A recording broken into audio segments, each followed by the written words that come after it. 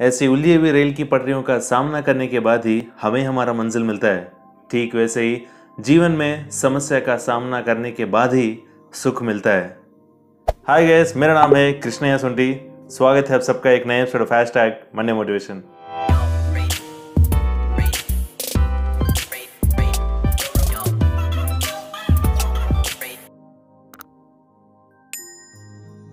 तो दोस्तों, इस हफ्ते की कहानी शुरू होती है एक बम्बई से बेंगलुरु जाने वाली एक ट्रेन से, जिसमें टीटीई टिकट एग्जामिनेशन कर रहा था सब पैसेंजर्स का।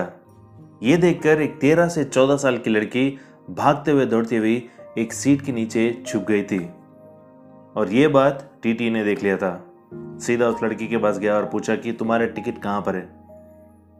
तो वो लड़की डरते हुए उस सीट के नीचे से बाहर आई और कहने लगी कि मेरे पास टिकट नहीं है। ये सुनते ही टीटी भड़क गया। ये तुम्हारी खुद की गाड़ी नहीं है, ये सरकार की गाड़ी है, इसमें बिना टिकट का कोई भी ट्रैवल नहीं कर सकता है। जैसे ही इस तरह गुस्सा कर रहा था तो पीछे से एक आवाज आई थी, मैं उस लड़की का टिकट पे करूंगी। देखा तो उनका नाम है उषा भट्टाचार्य। पेशे से एक प्रोफेसर थी। सामने आई और कहने लगी कि मैं इस लड़की का टिकट के पैसे दूंगी। उस लड़की से पूछा कि तुम कहाँ जाना चाहती हो। तो उस लड़की ने कहा कि मुझे पता नहीं। तो उषा भट्टाचार्य जी ने उनसे पूछा कि क्या तुम मेरे साथ आना पसंद करोगी। तो उस लड़की ने कहा कि हाँ ठीक है। तो टीटीई से टिकट ले लिया था और उस लड़की से उषा भट्टाचार्य जी ने नाम पूछा। तो उस लड़की ने बताया कि मेरा नाम चित्रा है। तो चित्रा को भट्टाचार्य जी ने बेंगलुरु लेके चले गए और बेंगलुरु में उनके जान पहचान के एक एनजीओ में ज्वाइन कर दिया था और एक अच्छे से स्कूल में एडमिशन भी लिया था पढ़ाई के लिए। और उसके बाद वापस आ गई थी बॉम्बे भट्टाचार्य जी अपने काम के लिए। और धीरे धीरे फ़ोन में बात करते थे और उसके बाद थोड़े दिन के बाद उन्हें दिल्ली में ट्रांसफ़र हो गया था।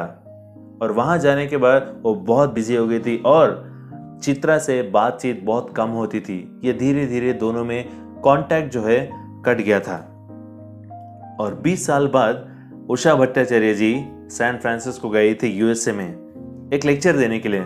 वहाँ लेक्चर ख़त्म करने के बाद जब रेस्टोरेंट से चेकआउट कर रही थी तो रिसेप्शन के पास जाने के बाद बिल पूछा। तो रिसेप्शनिस्ट ने कहा कि आपका बिल आपके पीछे खड़े हुए कपल ने पे कर दिया है।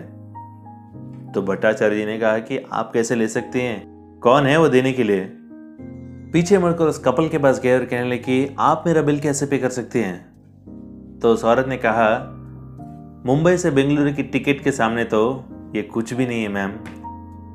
ये सुनते ही चौंक गई थी उषा भट्टाचार्य जी और पहचान लिया था वो औरत चित्रा थी। तो कहने लगी कि चित्रा तुम कैसी हो अभी। तो चित्रा ने बताया कि अभी मेरा नाम बदल गया है, मेरा नाम अभी सुधा मूर्ति है। तो गाइस, आपको मैं बताना चाहता हूँ सुधा मूर्ति वही हैं जो इन्फोसिस के फाउंडर मिस्टर नारायण मूर्ति की वाइफ हैं।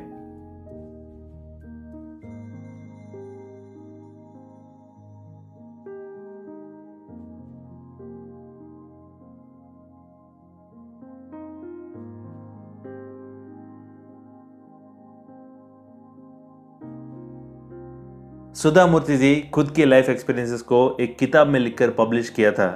उसका नाम है the day I stop drinking milk. ये कहानी उसी बुक से ली हुई है। तो दोस्तों, कहानी यहीं पर ख़त्म हो जाती है, बट इससे सीखने वाली बात बहुत बड़ी है। आप और हम जिंदगी में कई सारे लोगों की मदद करते हैं और कभी कभी सोचते हैं कि हमारी छोटी सी मदद से उनकी ज़िंदगी में क्या इम्पैक्ट होगा। पर दोस्त, मैं एक बात कहना चाहता हूँ, आपकी की हुई एक छोटी सी मदद से किसी की ज़िंदगी बदल सकती है। जिस तरह उषा भट्टाचार्य जी की मदद की वजह से चित्रा जी की ज़िंदगी सुधा मूर्ति बन गई थी, ठीक वैसे ही आपकी एक छोटी सी मदद की वजह से किसी दूसरे की ज़िंदगी बन सकती है। पैसे तो सब कमाते हैं, दुआएं कमाना शुरू कीजिए।